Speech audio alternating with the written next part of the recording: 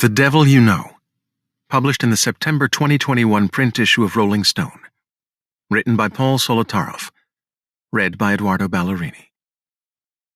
Please note, this article contains accounts of sexual abuse and violence that listeners may find disturbing.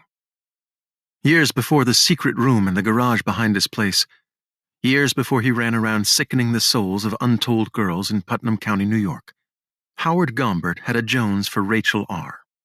From the day he entered her life, with sweet talk and presence, Gombert danced attendance on Rachel. He took her fishing on his days off from work. He bought her jewelry and showered her with lingerie. "I had my own drawer for slutty clothes," Rachel said at trial. At the time, Rachel was 10 years old. There are people born with an extra layer, a quality we call resilience.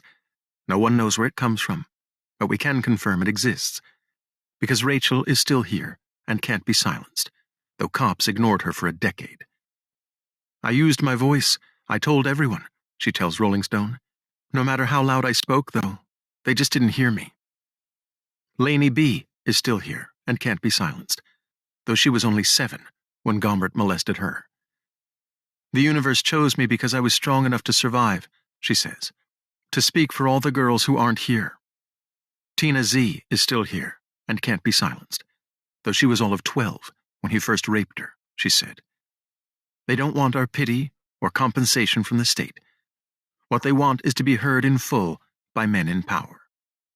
This fall, in a courtroom in Carmel, New York, their stories will once again be aired to a jury, in one of the most pivotal trials in Putnam history. A man named Andrew Krivak will seek to win his freedom after 20-plus years in prison. In 1997, Krivak was tried for the rape and murder of a 12-year-old girl named Josette Wright. So was Krivak's best friend, Anthony DePippo, who served 20 years in maximum pens before winning an acquittal at retrial. In 1994, when Josette went missing, both men were all but children themselves. Krivak was 17, DePippo 18. They'd soon join the list of casualties, because the evidence adduced since 1997 points away from either of those boys being involved in Josette's death and the abduction and presumed killing of a second child, Robin Murphy.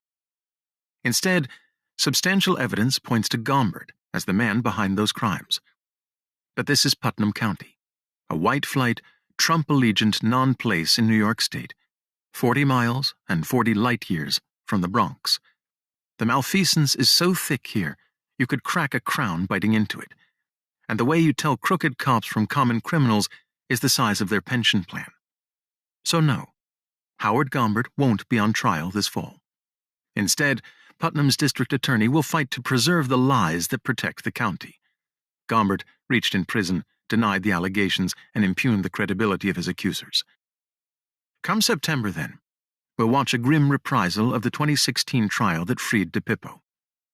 We will watch Gombert's accusers take the stand and suffer through another public shaming. We will watch the cops who arrested the boys tell their stories again, though those tales are so shop-worn and shot with holes that no jury in any county will believe them. And we will watch the prosecutor's last key witness tell her plainly false story again. Meanwhile, Gombert will follow from his cell while keeping one eye on the calendar. In 2000, he was charged with, and later convicted of, the attempted sexual assault of a 7-year-old girl. But that was in Connecticut, which knows nothing of these crimes and which will free him in 6 years on time served.